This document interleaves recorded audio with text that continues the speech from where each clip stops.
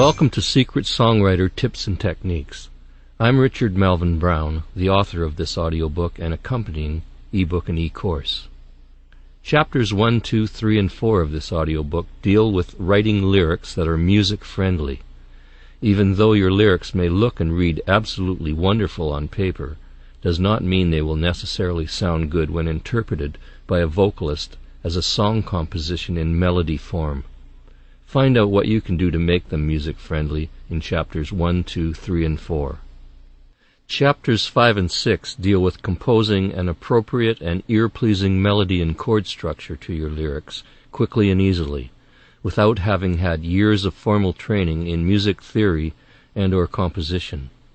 The remaining chapters, appendixes, and excerpts deal with general songwriting information and useful facts pertaining to the business of music and songwriting.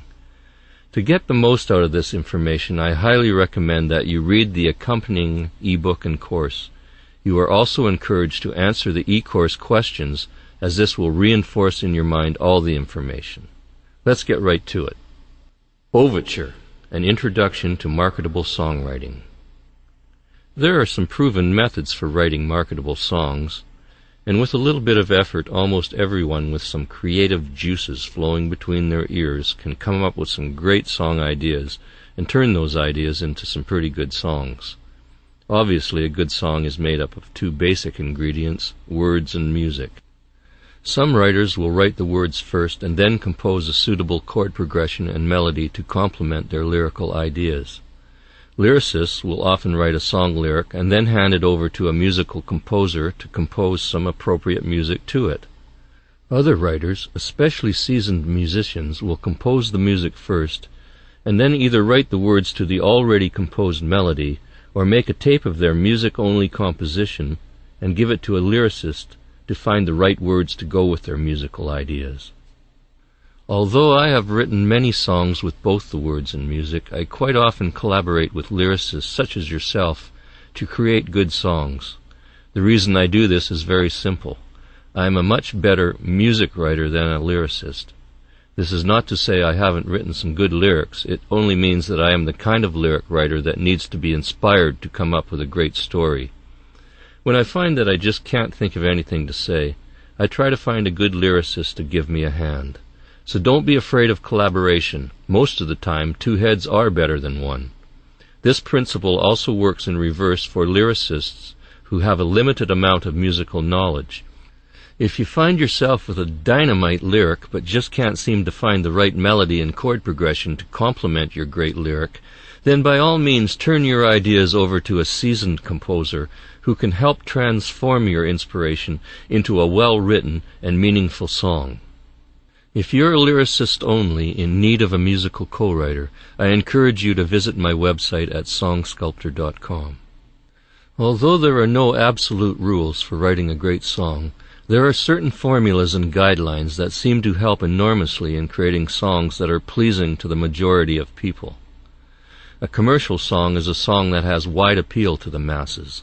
Pop music, country, and rock and roll are styles of music that are very popular to huge numbers of the population.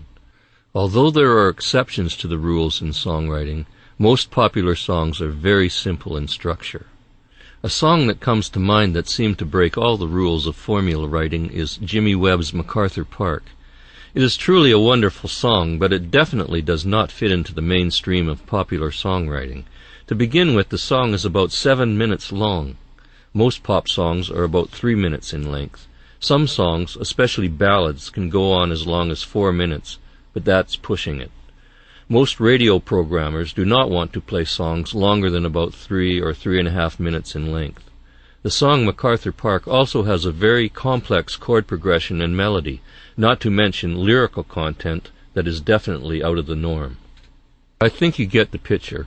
Although there are certain formulas that work very well in writing popular songs, that doesn't mean that you can't break the rules if you choose. For beginner and amateur songwriters, I think it is a wise decision to keep to the rules and keep your writing as simple as possible without compromising your creativity. If you were to read one of the books that list the top songs of the year from a way back when until the present time, you would find that the majority of hit songs use popular and proven song structures, have only 3 or 4 chords in their chord progression, and the lyrical content is also not exceptionally complicated, but simply directed at arousing emotions in the listener.